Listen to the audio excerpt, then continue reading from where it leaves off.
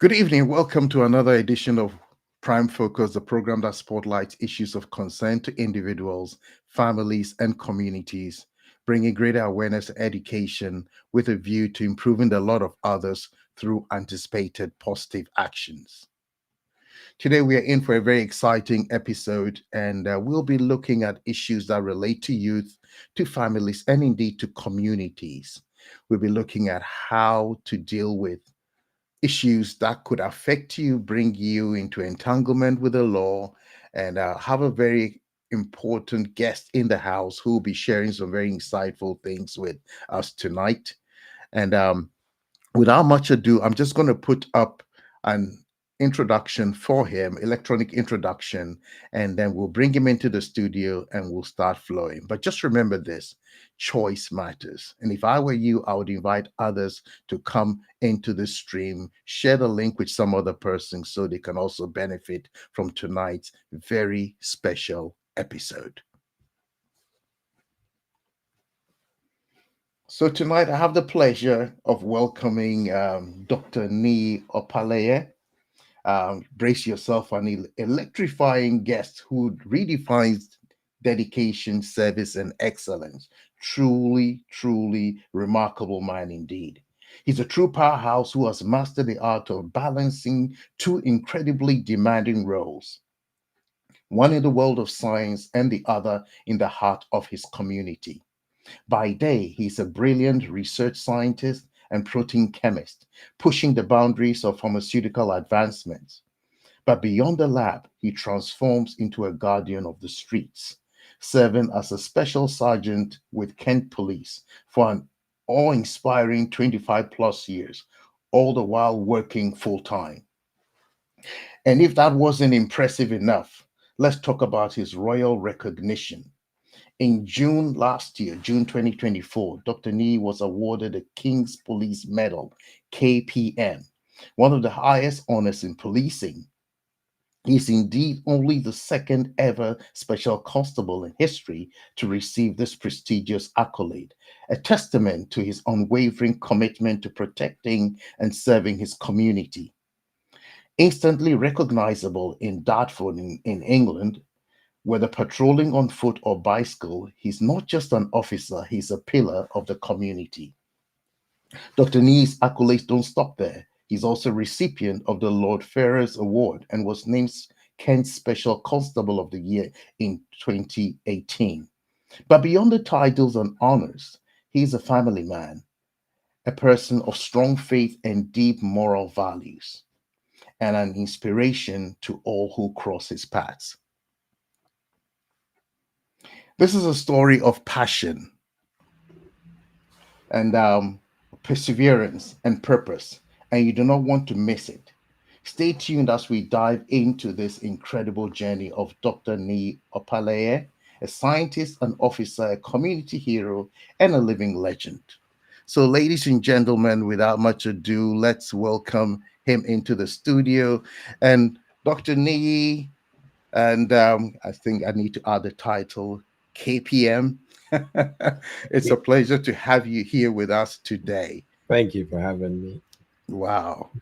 Wow. You and I have been talking for a while, and I've just been excited. I almost wanted to throw the world of questions to you, and you've been graciously listening to me, and I know our audience will be listening as well, not just those tonight, but others who would get the benefit of listening to this as others share it with them as well. Wow. Dr. Nee, I'm not sure exactly where to start, but how did you get into this? I mean, here you are, a research scientist doing the things that can take more than 24 hours in a day. And yet you found time to be a special constable. For our audience, can you tell us how you got into that journey? I became a special constable while I was studying at Kent University in Canterbury. Somebody put a leaflet through the door um, talking about doing something special and volunteering. And I there was a phone number there, and asked to call and ask for advice, and I did. I thought this would be quite interesting, and that is how I applied. I joined, and I have not looked back ever since. It's been a very nice journey, a very fulfilling role.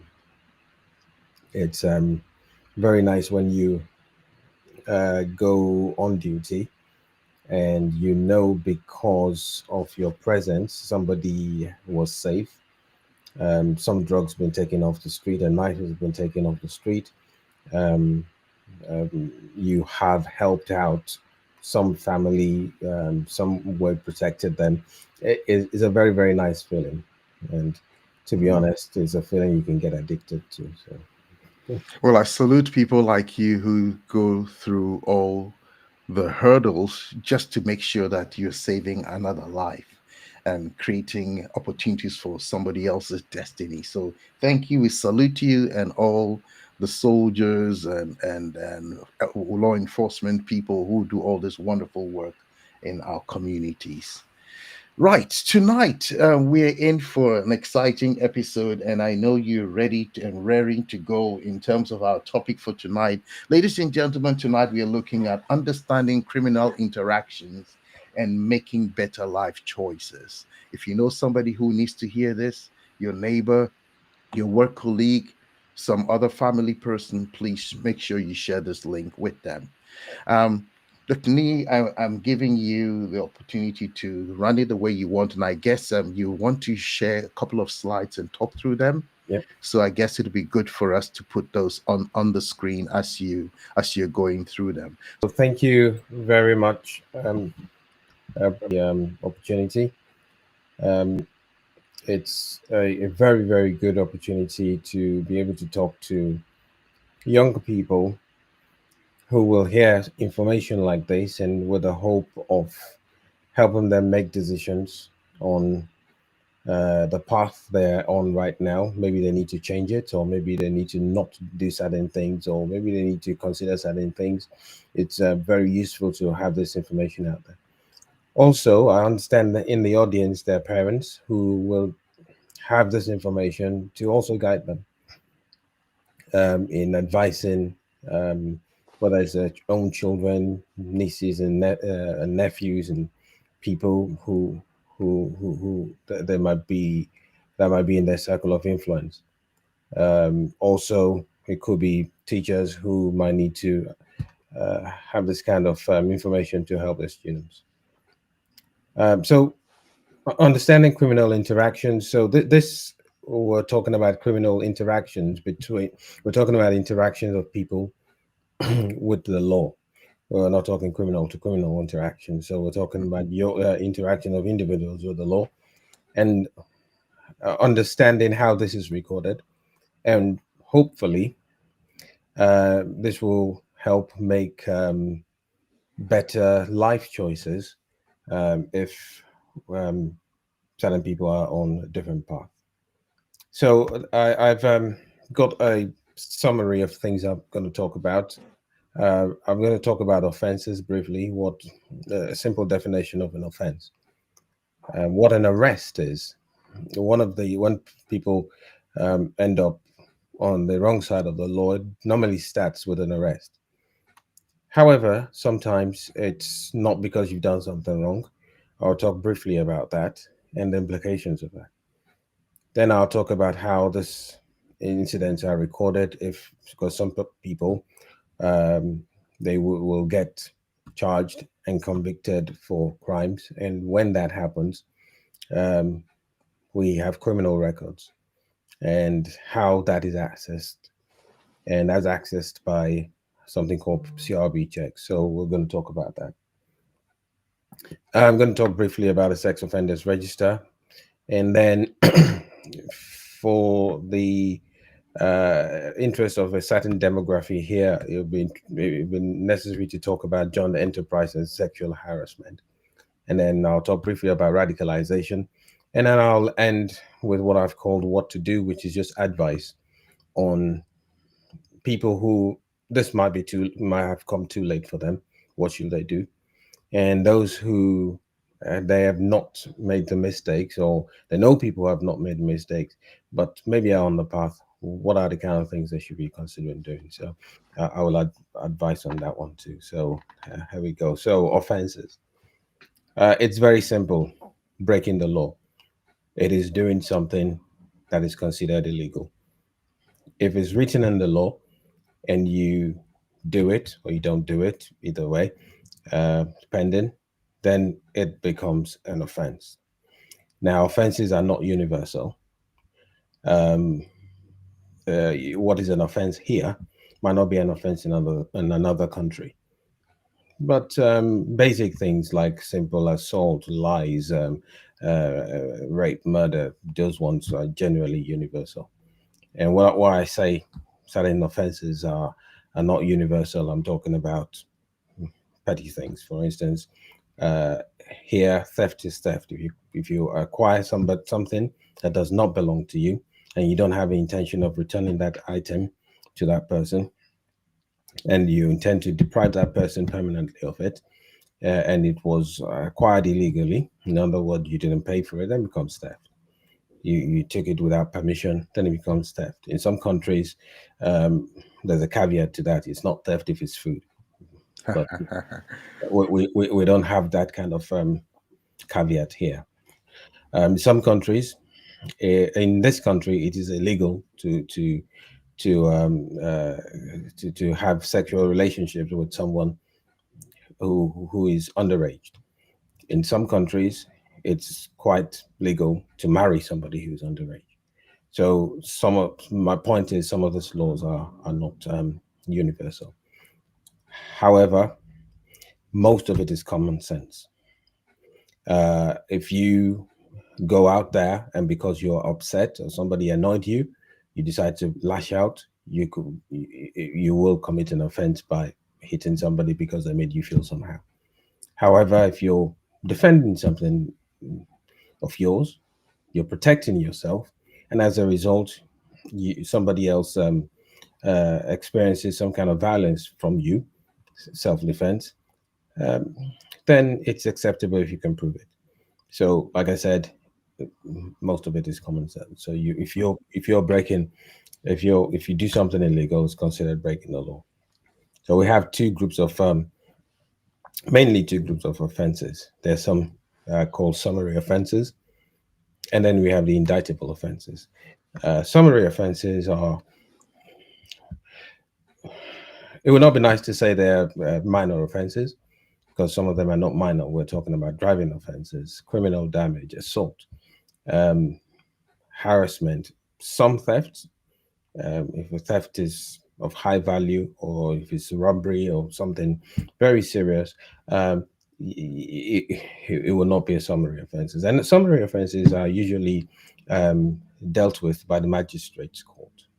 And in that magistrate court have a limit to the amount of punishment they can mete out to a person.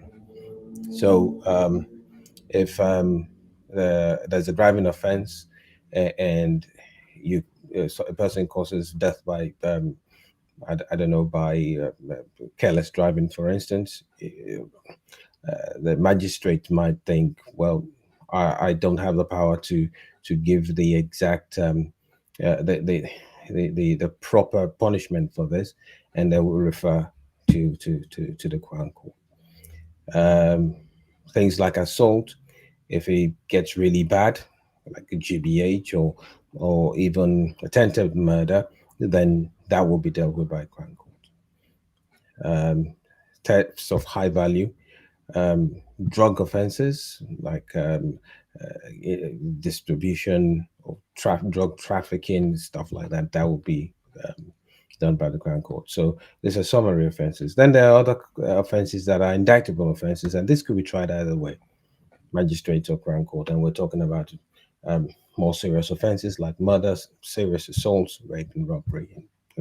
And like I said earlier, um, some driving offences will end up in Crown Court, and some of this court offences from the magistrate will be sometimes referred to the Crown Court for sentencing. So that there are the categories of offences. So what is an arrest? So Somebody is suspected of an offense. The police will temporarily take away their freedom. In other words, take them into custody, and it is mainly for questioning. And what are the purposes of the arrest? It is to interview a person in relation to an offense, a suspected offense or incident. It is to usually sometimes to stop them from committing an offense. So, for instance, if a person is a prolific thief and you you you you you want to deal with it, the best way to deal with it is not to put them back on the street because you know they're going to continue doing it. Or if a person is in the middle of a domestic, you know that if you leave the place, they're going to do it again, and people are not safe around them. So yes, you will arrest them to stop that offense from continuing. And sometimes um, the police will arrest us to ascertain the person's identity. In other words, the police has the power to arrest somebody just to ascertain their identity.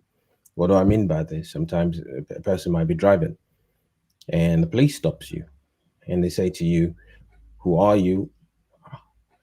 What is your name, address, and stuff?" And they go, then you go, "This is my name." They want to run it through the box. If they have reasons to believe that you might not be telling the truth, and there's no proof on you, who you really are, there are no cards on you, there are no you don't. We don't carry passports, but we carry driver's license, but you don't have your driver's license. There's no proof, and a police officer has reasons to suspect you might not be telling the truth.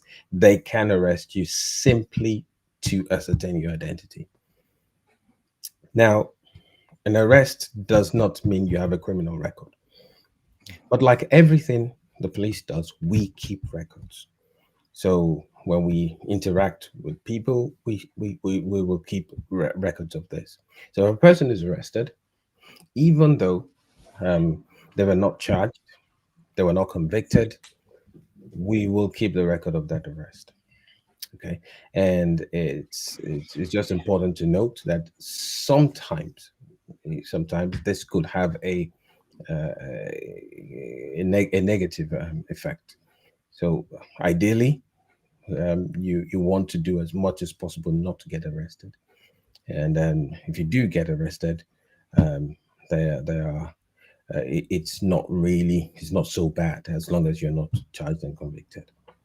Okay, so if a person is arrested, they're interviewed, there's enough evidence to ascertain that they've committed that offense. What will happen after that is they will be charged. They either be released if there's not enough evidence, or they will be charged, or they might be bailed for a later interview, and then they will go to court. Some, depending on the kind of offense, it might be disposed by a fine, and some might have to go to court. Person might be tried, person might be convicted. It's something as simple as uh, uh, speeding, for instance, will end up in court. And uh, when a person goes to court, the magistrate decides this is what you get: number of points, number of fines. Or if it's an assault, um, you're guilty. Evidence shows it. Police have shown the evidence to prove the case, and the person is convicted, and they might end up in jail. They might be given a suspended sentence. They might be given a fine. But those punishment depends on the offense, the age of the person, how prolific they are, um, how serious the offense is, the intention. There's so many circumstances, mitigating circumstances, and circumstances of the incident would decide how it is how it has been disposed of. So when there is a disposal, when I say disposal, whether it is a fine, uh, I'm talking about a fine or a conviction, whether the person goes to jail, whether it's a suspended sentence, anything, or whatever, there will be a record of it. Now, if because if it's a crime, you will now have a criminal record. Now, the criminal record, if you for instance go to jail, you will end up with a criminal record. No doubt about So that. Now, can I pause you and ask a question? go on. Let's say a neighbor calls. I've heard of cases where people call for either something like maybe they think there's domestic violence in the house and all that, Yeah. and the police come there. Does the person get a record? No, Okay. they don't get a record. So Mm. for a person to get a record, they have to be found guilty of that offense. Okay. Yes, so if a person is found guilty of the offense, then you will end up with a criminal record. They if a neighbor calls and says, "Oh, there's domestic going on next door," um, and they end up arresting somebody, that does not result in a criminal record. It will result in police record. Basically, we will have record of that incident.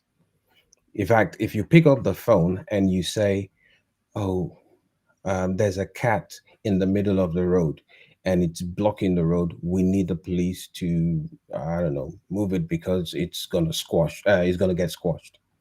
The moment that phone call goes into the police, they will have a record of it. Mm. So there's a record of everything.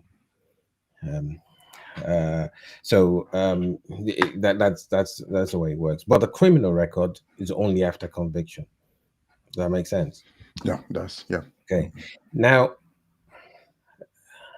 the thing about a criminal record is records are the any potential employer will have access to this information.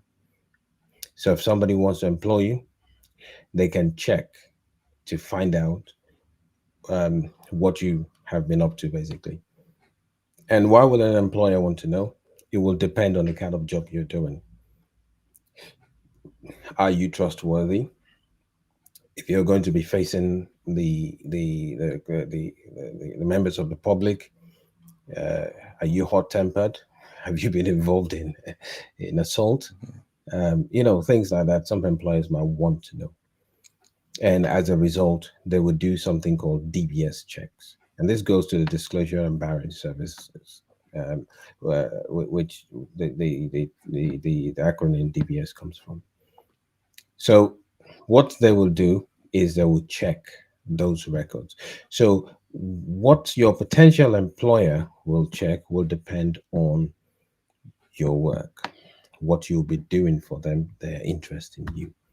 And there are three kind of checks. There's a basic check. Now, I did speak about convictions.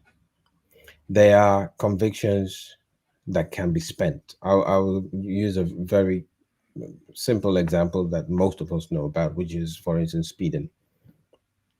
If you get if you get a speeding ticket, you're given 3 points for speeding, depending on how fast you were going. It is a form of conviction. Um, it will be on your record for 4 years. Um, After 4 years, it gets cleared off. Now, at that time, it is considered spent. What does that mean? It means if you're applying for insurance and stuff, or you're about to hire a vehicle or anything, you don't have to declare that conviction. With insurance, the rules are a bit different. I think theirs is 5 years, but everything else is 4 years. It's the same thing with criminal records. So, depending on the age or the seriousness of the offense, some convictions could be spent. So, for instance, a person is underage, maybe under 18 when they committed an offense, and um, they after it's after a year it will be spent. The person has gone to jail between a year and 4 years. Um, After about 5 years, it's considered spent. Over 4 years, I think it's about 7 to 15 years. Now there are some offenses. So whether it's spent or not depends on how serious the offense is. Um, how long they spent in jail and stuff. Now there's some offenses that never get spent. Yeah, it will be on your record for the rest of your life, no doubt. Now, the basic DBS check will only show your unspent convictions. So it's good to know that. And why do you need to know this? It's because if you have, if you're applying for a job, for instance, or applying for housing, whatsoever reason you need to fill a form, and they are asking for convictions, if it's a spent conviction, you don't have to disclose it. Okay. The standard check will show spent and unspent convictions. Now,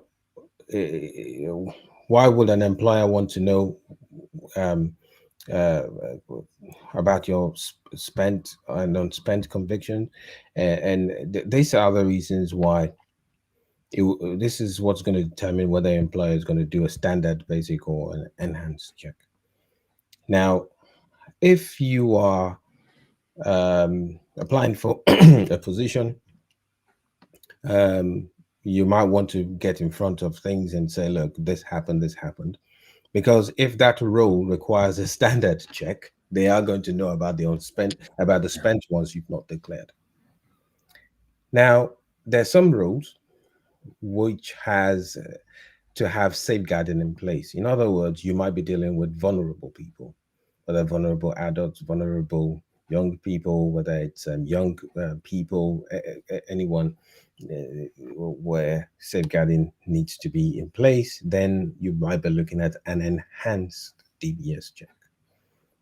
Now, with the enhanced DBS check, this goes back to the question you asked me earlier. When a person is if a person is being arrested or the police is called on somebody, will there be a criminal record on that? There will be no criminal record, but there will be a record. So with the enhanced DBS check, it will also include what the police know about this person.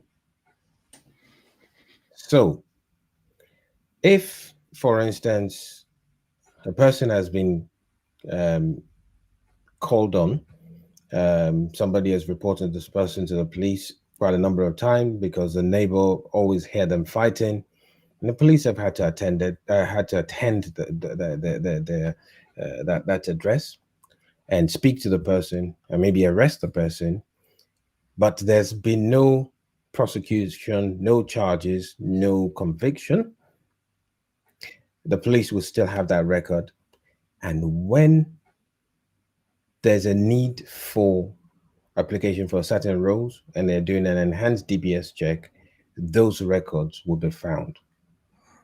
This is really important. And yes, if you're thinking that is a bit stiff, that is a bit unfair, I will give you an example why this is really important, especially when it comes to um, enhance DBS checks and also dealing with vulnerable people.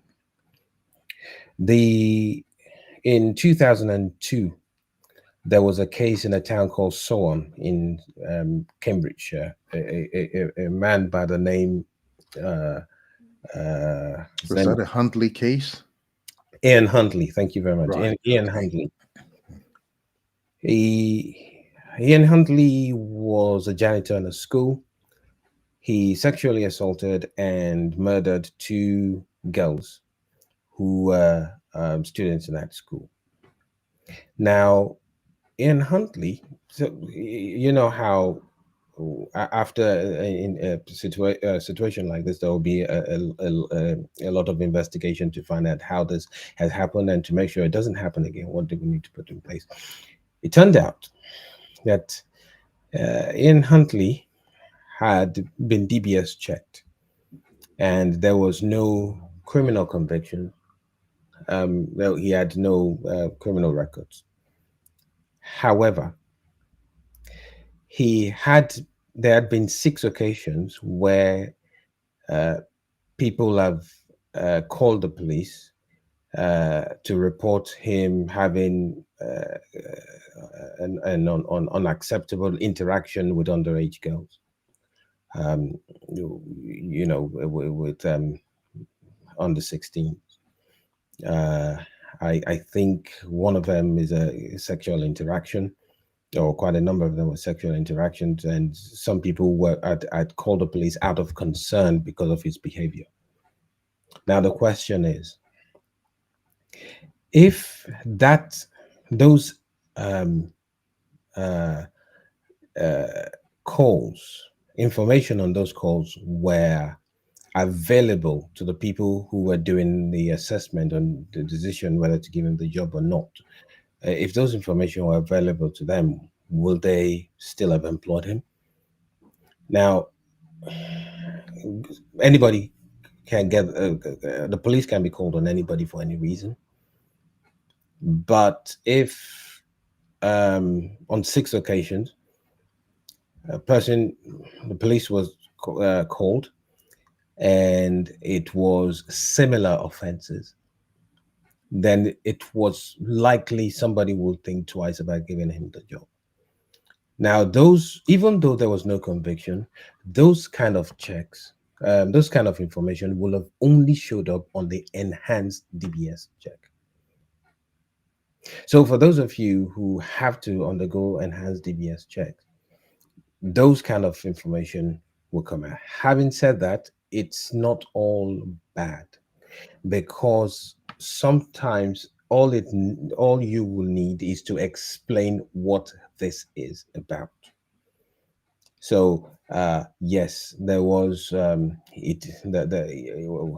potential employer is interested in you, and but they saw that in 1990, whatever, 2000 and something, you were arrested by police for this. What was that about? We noticed there was no conviction, and oh yeah, I was with a group of people. They arrested those people, but they thought I fitted the description of the offender. You will have an explanation.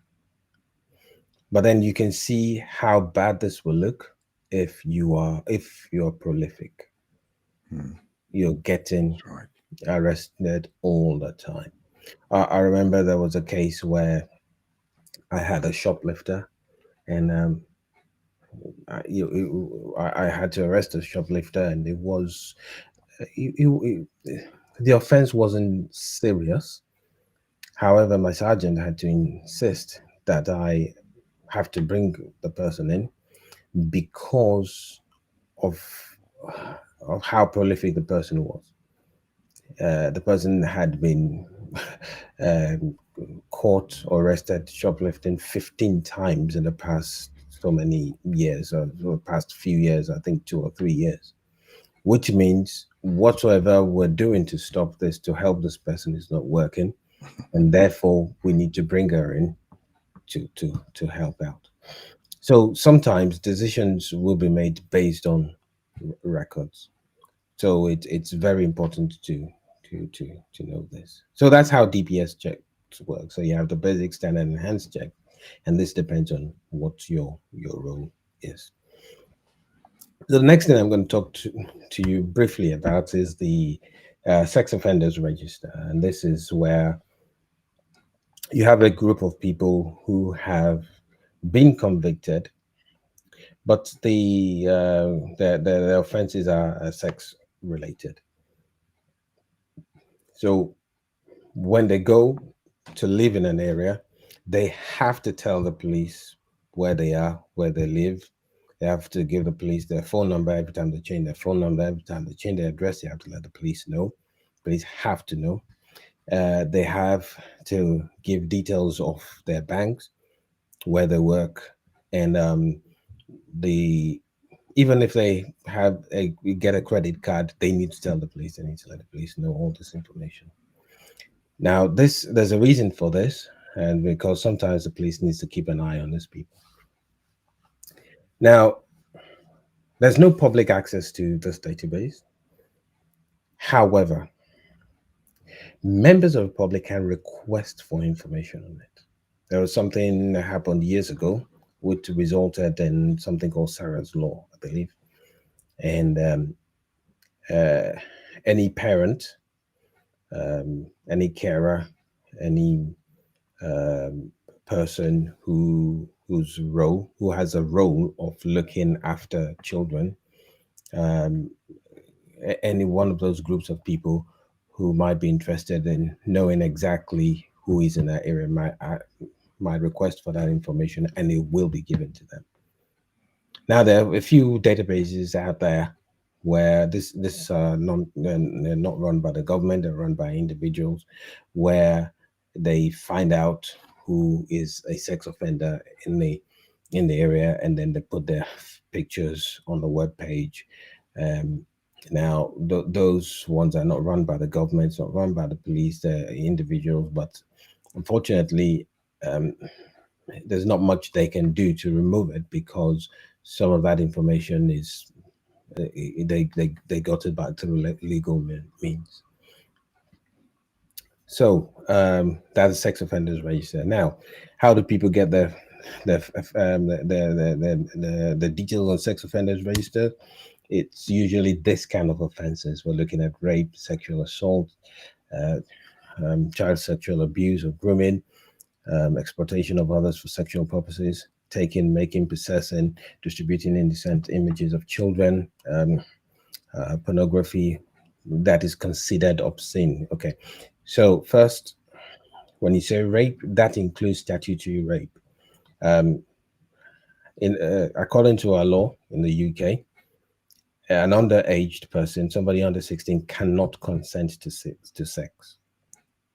And because an underaged person cannot consent to sex, it is considered rape.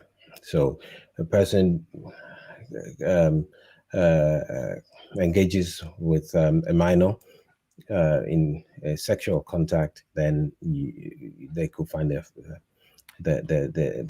names on there. Then there's taking. Can I pause you there? I'm just thinking about what you just said. So, a boyfriend, girlfriend in a school scenario engaging that is an offense. Um, so that is a bit of a messy situation because it's usually between an adult and a Okay. young person. Right. While you were saying that, I actually thought you were talking about something else. This is where you will have somebody who is 15, but the person who is sleeping with them is 16 or 17. You see what I mean? That's So right. one is underage, one is almost an adult, and that gets so a lot of people have got into trouble with that because if you're um, 17, 18, and the person is 17, 18, and sleeping with an underage person, which is 15, um, it is still, you're still dealing with somebody who is underage, and the other person, the offender, is not yet an adult. So you see what I mean. So it does That's get right. it does get a bit complicated. But a person is 18 and the other person is underage, then yes, that is definitely a no. That is a sexual offense, no doubt. Okay, then taking, making, but a lot of people are got into trouble. So this is another really bad case where people take, make, possess, and distribute um, indecent images of children. This is people who are caught with pictures on their computers, on their mobile phones. That is actually enough to get people into serious trouble. That is a no-no. Now, um, while Pornography in itself is not considered illegal in this country. Any pornography that is considered obscene, and what would you consider obscene pornography? It would be pornography where offenses were committed. Say, for instance, a child is engaged in it, or somebody is being raped in it, or some kind of offense was done in that in the process of that kind of film. So even people handling it could be in trouble for it. Years ago, there. So so the fact that you did not do it uh, is not enough to exonerate you. If somebody shows you and you show somebody else, that is enough to get you into trouble. There was a highly ranked police officer in the Metropolitan Police who I think lost her job over something like this. Somebody sent her some video. Oh, it was said a video of child abuse. I'm not sure whether it had the sexual content, but it was said to be a video of self child abuse. I went onto our WhatsApp and she opened it, saw it, and that was how she lost her job. So these are very, very serious offenses. Children are meant to be protected, not to be exploited. Okay. So I was going to talk very briefly on something called joint enterprise. And the reason for that is because of how easy it is for um, our children to get involved in things and end up in trouble. This is uh, a legal doctrine that holds everybody in a group responsible for what that group offense that group commits. In other words, a person can be held responsible for something that you did not do directly, but you were part of a group at the time. And this is where this is one of the reasons why our young people need to be careful. Um, this is where whether you're out with your friends, you decide to go to the town center, you decide to go to the park, or you're out for an evening out for a meal, whatsoever.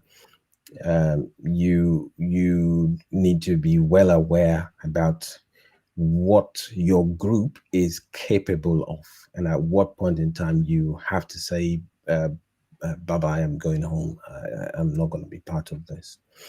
Because if they decide to, I don't know, shout abuse at somebody, they decide to racial abuse somebody, or you know, give commit a crime together, or maybe it's just a car somebody doesn't like, they decide to smash it off up. Yeah, everybody will be um, held responsible. And sometimes the way the law works is your history could be may not work in your favor. And why do I say this? If in the process of the investigation it turns out that you have been arrested and questioned so many times with this kind of group over this kind of offenses, and on this occasion you weren't part of it, but somebody is saying you were because you fit the description, so you have history that shows that you're capable of doing it. Don't forget that the person who's going to make the judgment, whether it is the jury or a judge, they are human beings. They are people who have to be convinced of the details. So just put yourself to understand this. Just put yourself in a position where you have to look at the facts and you say, "Oh yes, I am convinced based on the facts set before me, based on what is said to me." And sometimes, in some cases, there's no smoking gun. There's nothing. There's no clear cut. So somebody has to make a judgment because an offense has been committed. and somebody has to be held responsible for it. And if all the the evidence is pointing towards you, okay, it's not a smoking gun, but when, unfortunately, when there's an abundance of uh, uh, oh, oh, oh, Seeming evidence. of evidence that is, that might not be strong, but it's you have an abundance of them, then yeah, you can find yourself in trouble. So uh, the people you hang out with also matters. Talking about joint enterprise, one of the things I didn't talk about, I did speak about uh, arrests and information, arrest information when it comes to interacting with the police. There's also information that the police keep, which is intelligence information, and this is what helps what helps drive police investigation. It helps them drive the direction of the investigation. Usually, evidence is this is not usually information that can be used in evidence. It is just information that points the investigation in the direction, in a particular direction, where to look, who to ask, who to look at, who to watch, and stuff like that. Um, this information is only generally used for within the police conduct and what the police do. So when you're doing CRB checks, this never come up. However, imagine a scenario where, I don't know, kid is grown up, he's now getting a job where security is necessary. You're working in the corridors of power, and you now need to be uh, seeing information that involve national security. Then you will have to be security cleared on such. As a police officer, if I decide I want to go work with, I don't know, special branch, those are the people who work with uh, anti counterterrorism and stuff like that, I need to have another special clearance on top of what I've got. And this kind of information now counts. Who you hang out with. So some people, I don't know, 10 years later, you've decided your career has been good. You end up in I don't know, down in the street, and you have access to some security information, and somebody needs to security check you before you do it. These are the kind of information that they will have access to be able to clear you. Mm. What kind of information can come?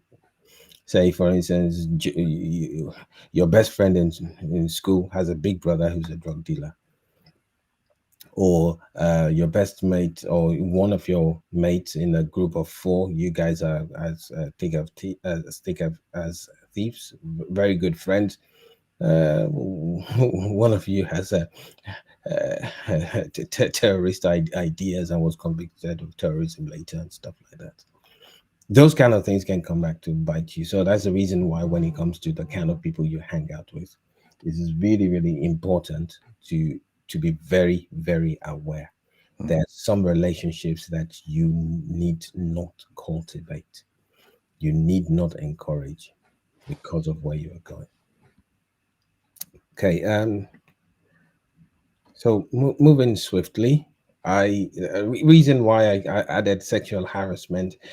It's really important to do this because of young people. So a while ago, I was asked to come and speak to a group of people, and mainly is a room full of people who have come to work for the NHS from abroad, mainly West Africa, and they've come in with their families. And some of the children who are already teenagers before they came to live in this country were getting into trouble because of certain jokes, certain ways of talking, certain interactions that, where they're coming from, it would not have been a problem. but they had no idea it's actually very serious here.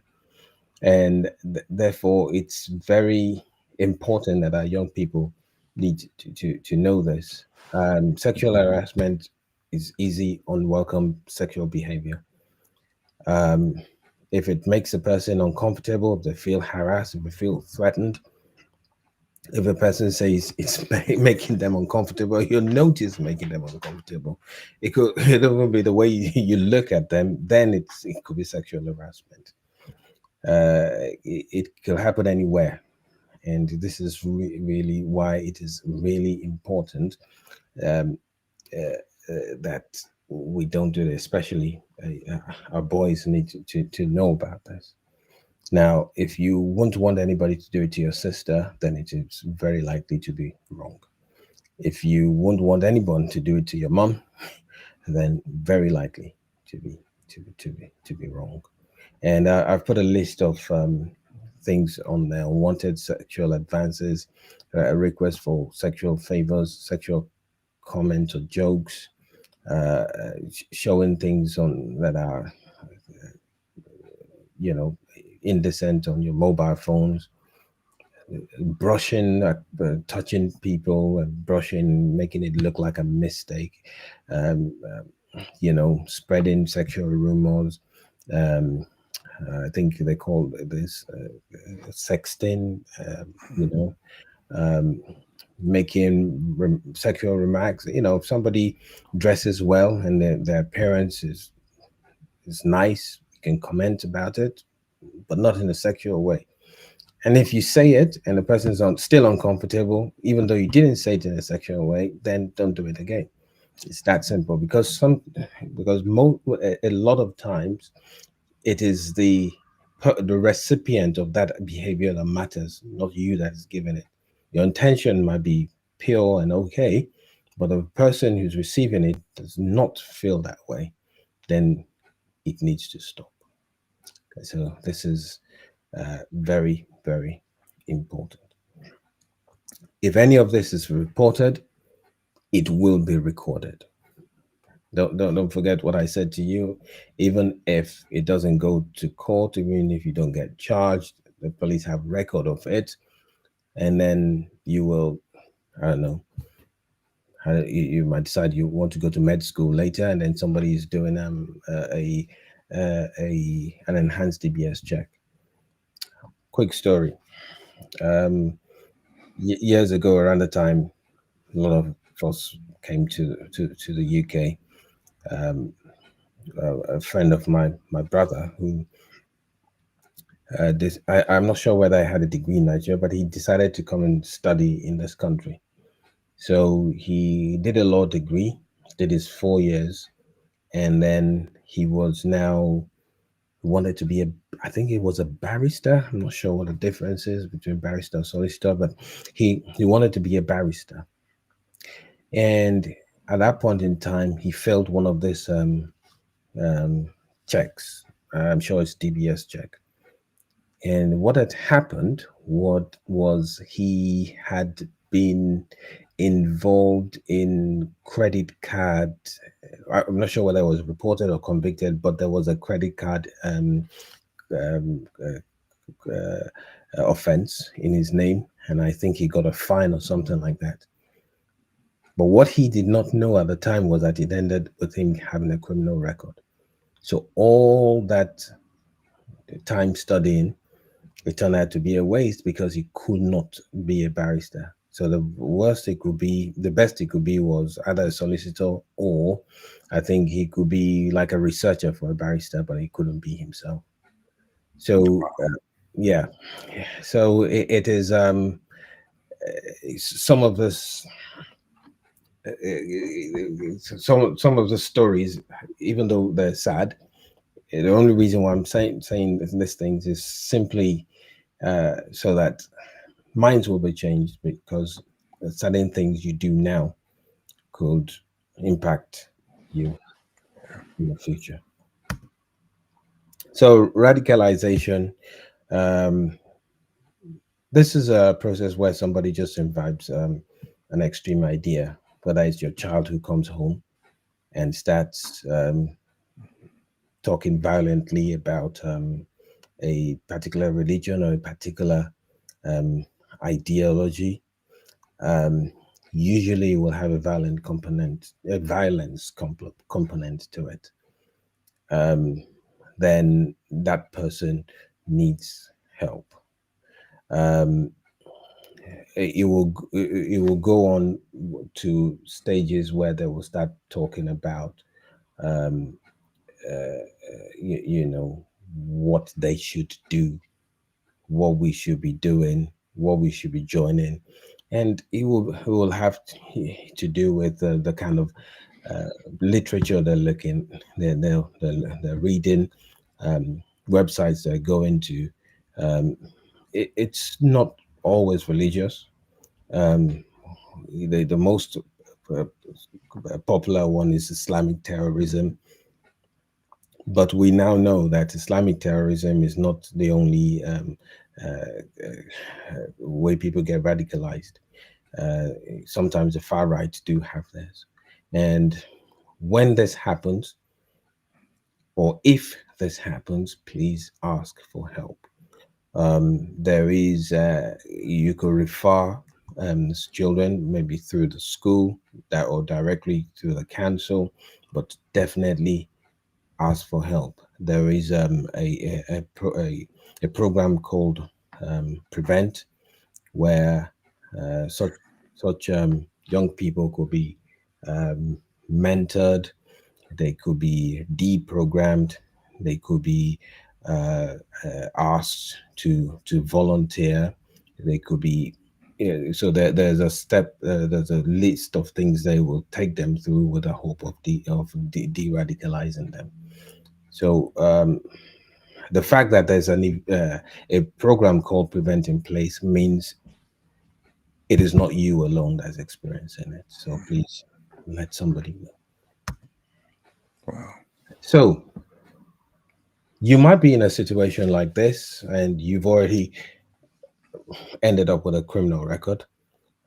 You're thinking to yourself, oh, I wish I had this information 20 years ago, 10 years ago, 5 years ago. I would have thought differently. I wouldn't have hung out with these people. I wouldn't have. It's not all bad. Um, if you are applying for a job, first you got to know what is disclosable and what is not disclosable. When you're applying, get in front of things, disclose what needs to be disclosed. There is an organization called NACRO, and what they do is they try to resettle people who have been to jail, who have criminal records, and they help them with things like applying for a job. Just go to their website, get help. Um, if you're applying for a job and for some reason it comes up, be ready to explain. Um, uh, Show proof what has that you have changed. Uh, you know, the things that you have done in your life that makes you not that person anymore. If you have been to jail because of violence, you have to be ready to convince somebody that you are not that person anymore and you're no more a violent person. Why? Be ready to do that. Okay. Any rehabilitation you've gone through, let it be known. Be aware that traveling abroad, some countries you need to disclose this. You could get there and get into trouble if something happens and it turns out that you should have disclosed that you had a criminal record. This is really important. Um, to just be aware of that. Now, for those of us who have maybe young children, there are quite a number of things you can get your young children into. Just keep them busy so that they don't get into the get into the wrong group. Their church groups, get them involved in church groups. Um, One of the really good ones is cadets. I know this because my children are cadets. The police cadets, sea cadets, army cadets, air cadets, and St. John's ambulance. They're all over the place. There's also scouts. So They will teach your children. It's not actually just going there to meet and match all the time. They teach your children skills like leadership, um, um, protection. They'll teach your children how to behave with other people, how to be a protection to other people. All this anti-bullying things in place. They will teach them first aid. They'll teach your children all those things. So it's a good thing to get them busy with this kind of things. And uh, finally, if you're a young adult looking for a bit of adventure, there's police specials. I'm proud to say I'm a police special. I've been doing this for 24 years. I still enjoy it. I'm still doing it. You can join any of the reserve forces. There's a TA. There's a Royal Navy Reserve. There's the RAF Reserve Forces. So there's so many things you can do to divert you from um, just doing something a bit uh, going a bit haywire if that's if you're on the brink. So do that. And for you parents, these are advices you can give them. And with that, I conclude, and I'd like to say thank you very much for listening. Wow, thank you so much for this. And this has been so insightful in terms of all the things that you've shared with us. And I'm sure our audience has benefited. If you're listening and you've got any questions, I know there have been quite a number of people who have been on concurrently. You've got any questions, you can ask them now. The questions don't have to relate to you.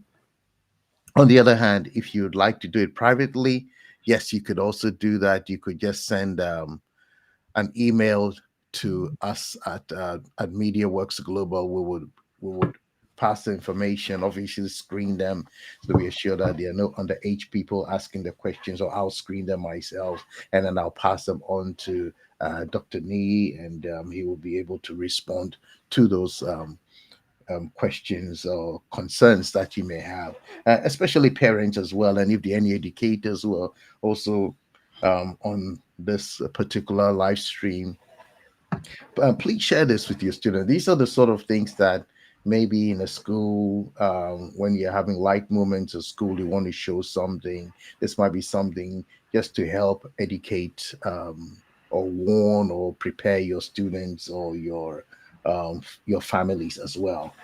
So I think it's something that we all need to take on board going forward. Dr. Nee, I have, I think, one or two more quick questions, and thank you so much for this session that has been very beneficial. When you're talking about radicalization, I know this is not a radicalization issue, but sometimes people have their strong views about particular things in society.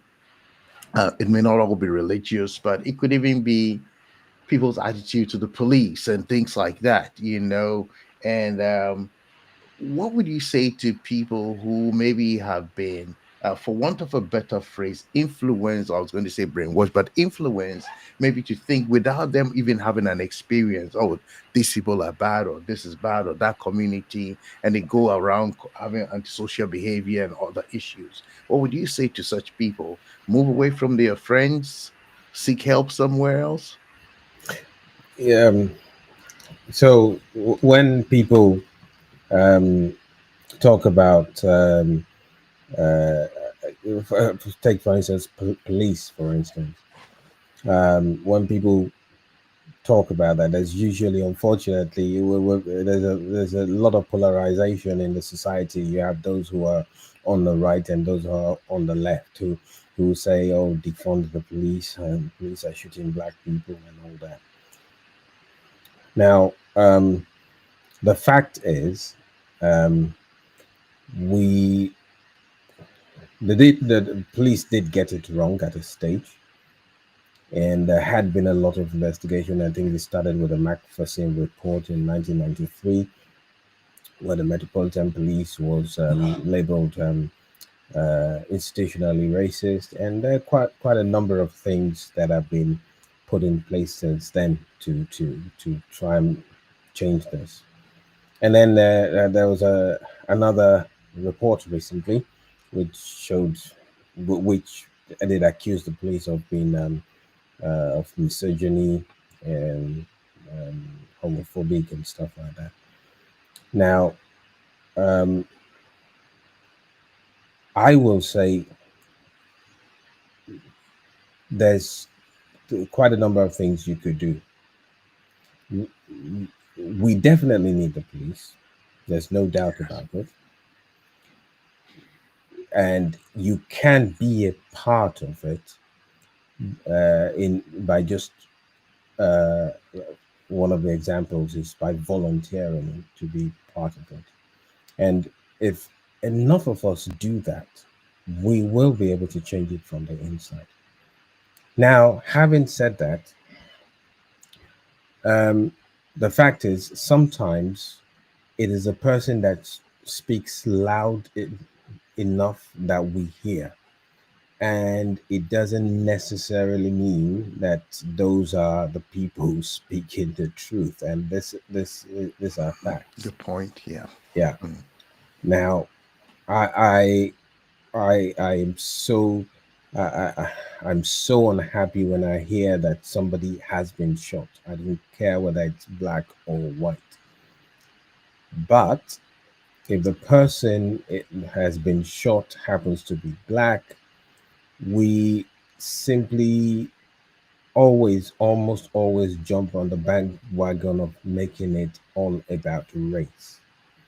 Now, if a person on the street who was black, who was short, was not committing an offense at the time, or not associated with committing an offense at the time, I probably will be out there myself too, um, marching against police violence against black people. But I don't think it's disproportionate.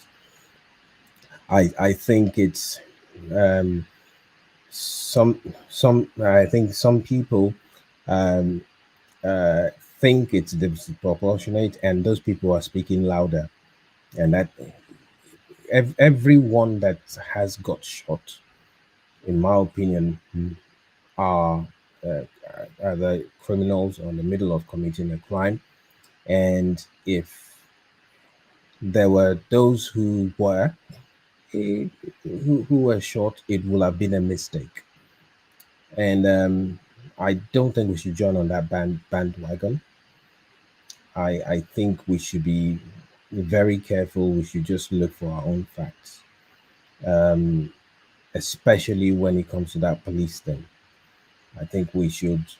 I think the police need a lot of encouragement from our community, and we should give it to them. What we should be looking at is how to make them better. So yeah, people do get a bit, do get quite passionate when talking about this police thing.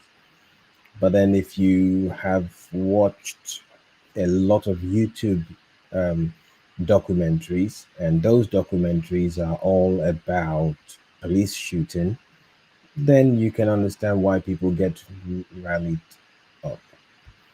What people should do is to do their own internet search and look for their own facts. How, I mean, most of the information we use sometimes come from America. Just check how many black people were shot compared to how many white people, and compare that. Yes, even if more black people were shot, compare that. People when people look at the statistics, more white people are shot compared to uh, to to to to black people. But people always argue that in proportion to the total population, that the shooting is disproportionate. But if you but if you compare those numbers to the total criminal population, then the number does not become disproportionate. Then it makes sense. So I think people should get passionate. but I think they should do their own research, check their own facts. The internet is available for everybody to do their site. There's nothing I've mm, showed you on here that I had to get from some secret server from the police somewhere. No, everything is available on the internet. You could get it mm. and much more. All right. Dr. Nee, this has been so insightful. And thank you so much for the time you've taken. I know there's a question there, but as I'm going to look at it, what I want to throw to you is you're also a father. Yes. So if you just speak to the young people right now, any young person listening, what would you say to them? Um, well, you first you're living in a country that is um, one of the best in the world, and I'm not saying that because I live in it. I'm saying that because I believe in it. It's one of the greatest in the world with the greatest opportunities. We live in a democratic country where you you have freedoms, you have protection, and you can do anything you want to do. Whatever career you choose, please choose people around you that are uh, choose them wisely. There are people who you don't need around you. Anybody with any criminal tendencies, don't wait till it gets bad before you discard them. This is really really important. And why do I say this? Um, I mentioned um, mentioned very briefly joint enterprise, and that's related to committing crimes. But when it comes to intelligence gathering, it also matters. You don't want to be involved. You don't want to be the person who is known to be. Uh, uh, I don't know, the best way to explain this was is to basically give an example. You know, um, so some time ago, I was asked to speak to a boy who was his mom reckons he was going a bit haywire, and I spoke to him and I said, I understand you're getting in trouble with the police and stuff like that. And I remember saying to him, um, these are the things that your mom expects of you. These are the things that your mom has struggled for. Your mom may be a single parent, but you don't have to um, you don't have to feel, be part of the statistics.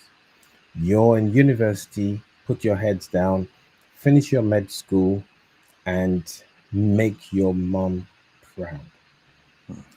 And to do this, it's as simple as working hard, um, following your God, uh, being for, if your parents have taken you to church, follow all the morals that you've taken all that you've imbibed all over that time. So I said to him, "Here is my number. Put it on your phone. But here's the thing: if you get stopped again for drug dealing, one of the things that's going to be seized is going to be your phone.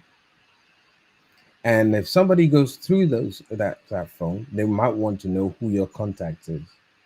I will be one of your contact, and somebody's going to want to speak to me um, about why I've got a drug dealer's number on my phone. Those kind of connections should be severed. Thank God it never happened, and thank God he listened. I believe he's listened because I've not got any phone call from any police saying he's still dealing drugs. But the point but the point is, as a young person, it's easy to find yourself dropped in a crowd of people who might take you in places where you don't want to be. Mhm. Wow. Thank you so much for that piece of advice there. Um, One of our online audience, Abiola, says, okay, thank you. The topics discussed are key, relevant, and very informative, and ask a follow on thing. Would Dr. Nee advise more people from ethnic community to join volunteer in crime prevention sectors? I think you touched on that, didn't you? Yes, Yes. yes, Yeah. yes, I will do that, and I think if if you live in Kent, I will personally like to speak to you about, just I'm sure Brother Rex can put us in touch about what you can do to so we always talk about budget cuts. We say, and then when there's a crime, we say things like, oh, police don't have there are things we can do to help. You can volunteer as a police constable. Um, the commitment's only 6 days a week. Sorry, 6 hours a month. Sorry, not 6 days. 6 hours a month as the commitment. 16 hours a month, which is like two shifts in a month. If you are a full-time parent, if you squeeze in like two night shifts, you probably get away with it.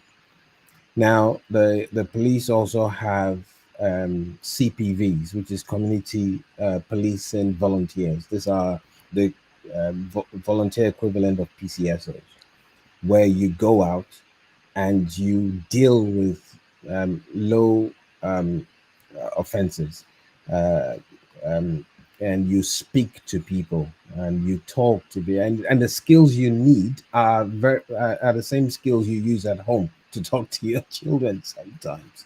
Mm. And then the police also use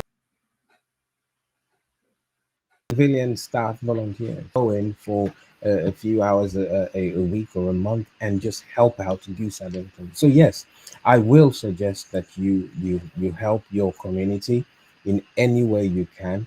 And one of the ways I will advocate for you to do that will be in law and order. See how you can help with the police. All right.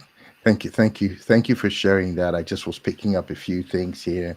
As I said, you could always send an email as well if what you want to talk about may be too personal, but very educative. Thank you for sharing. And then I've got very interesting, innovative, informative topic. Thank you so much for that. And there's a question here. Can young people volunteer for work experience? That's an interesting one. Yes. I'm assuming this is you're talking about the police. That's right. Yes. Yes, I believe so. Mm, That should be easy. I think that there are opportunities to do that, but it depends on what you want to volunteer, what you want a work experience in. If it's an admin role, I'm sure we could apply to the police and see whether there are opportunities like that. If it's to be a police officer, if you're over 18, the best way to do this is to actually step into it. So, for instance, if you are looking at volun- um, looking for work experience because you want to you want to become a police officer, you're looking at that as a full-time career. You're not looking at being a volunteer, and you're not sure what to do. You can come in as a volunteer. mm, That way, you know exactly what you're getting into because you'll be doing exactly what the police officers are doing. So this is in fact, is a very good way to get that experience, and you will be able to say to yourself, "Yes, this is what I want to do full time," and then you apply to join. In Kent Police, there are pathways that are set up for moving from being a volunteer special constable to being a regular full-time police officer, and it's easy to do in Kent. Wow. Okay. Well, Dr. Nee, thank you for the 100 hours, that 100 minutes, I beg your pardon, that have been spent here. Very insightful 100 minutes discussing this very important topic to help our young people. And again, thank you for what you and others do in our communities and our audience. Thank you so much for being a part of today's episode. If you've got any questions, please remember something, it may not necessarily relate to you, may relate to somebody you know. Let them just drop an email to us. We'll be very happy to direct the questions after screening them to Dr. Nee as well. Please share the link with other people. This is a topic that many in our network need. They may not necessarily be involved, but as they say, prevention is always better than cure.